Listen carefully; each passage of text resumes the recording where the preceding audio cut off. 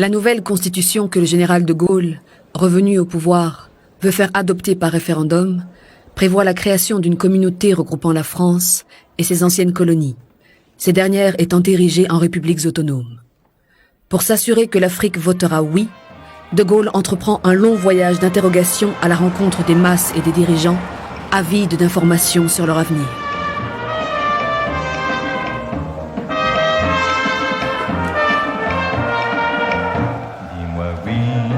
Dis-moi oui ou non, mais si c'est oui, c'est vraiment très bon.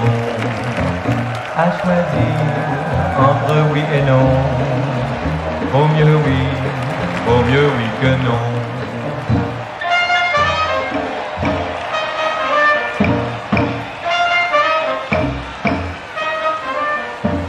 Oh dis-moi oui ou non, mais si c'est oui, vraiment c'est très bon.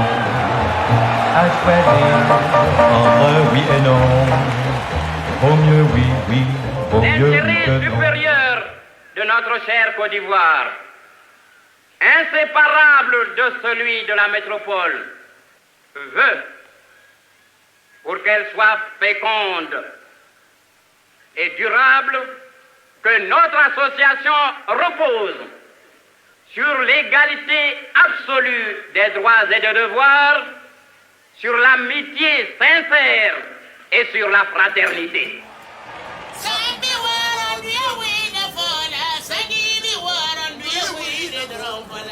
Tout se passe très bien jusqu'à Conakry, capitale de la Guinée.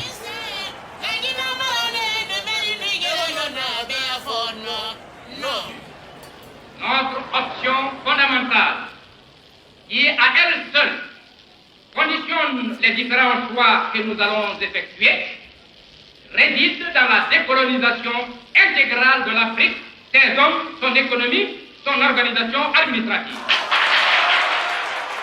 Nous disons non de manière catégorique à tout aménagement du régime colonial et à tout esprit paternaliste.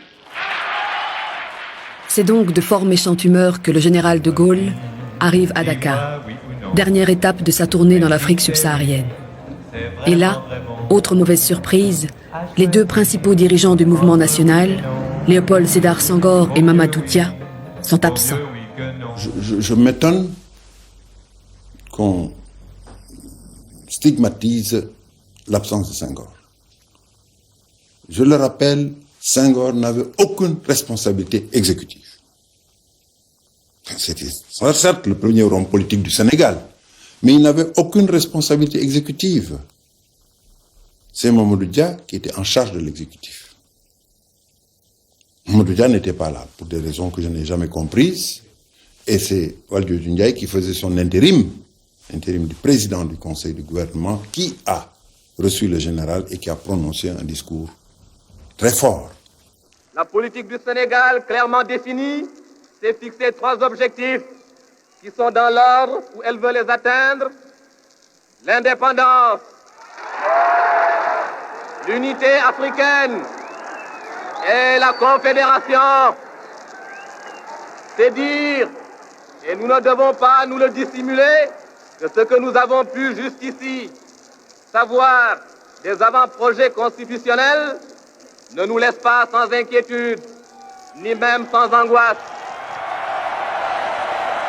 Une inquiétude et une angoisse qui se manifestent bruyamment sur la future place de l'indépendance.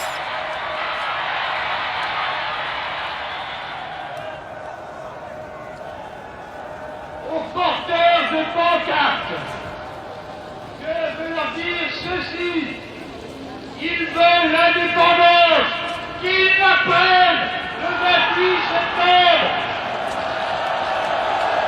Oui, l'indépendance que les porteurs de pancartes l'apprennent le 28 septembre prochain.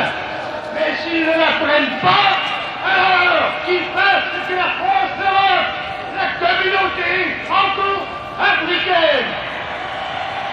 Je dis très franchement que j'étais plutôt oui.